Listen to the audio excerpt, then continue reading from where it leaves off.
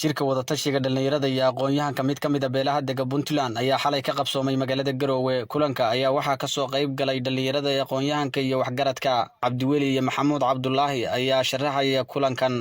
shirkaani daba socda shirkii ka dhacay Kismaayo iyo gobolka Mudug ee Gaalkacyo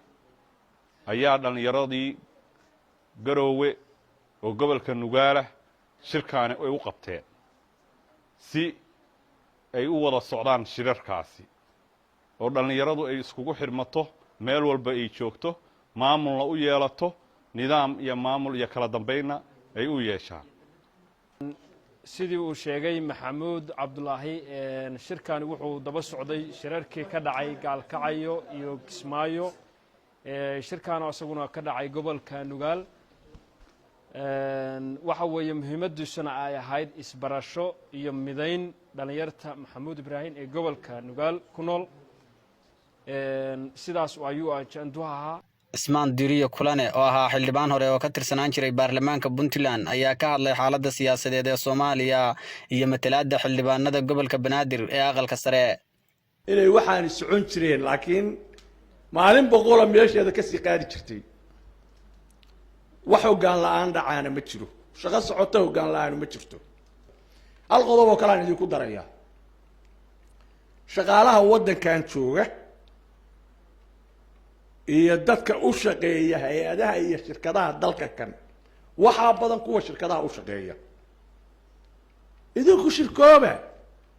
dukaamada 3 kun iyo 4 kun baa lagu furaa idinkoo galabtii subaxii shaqeynaya idinkoo taxi galabtii shaqeynaya shaqooyinka doonta isimada iyo boqorada iyo qolada majeerteenkaana waxaan ugu baaqi lahaa oo hadda idinku aad meesha ka fadhidaan dawladii carta 22 xubnood baynu lahayn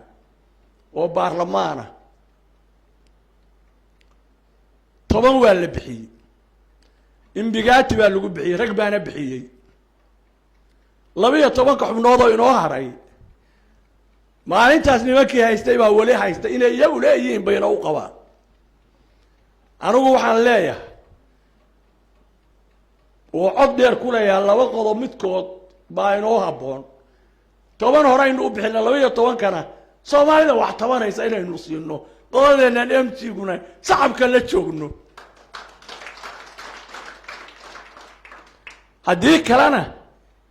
12 xubnood qoladii xabad haysataba 2 qol oo kala lagu daro ergadana loo simo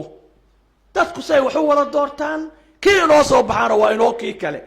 ina kuwa filo Allahina badshay 12 xubnood laakiin kalsoonida ku dhalanaysa Jaamac Ciise Maxamuud Universal TV Garowe.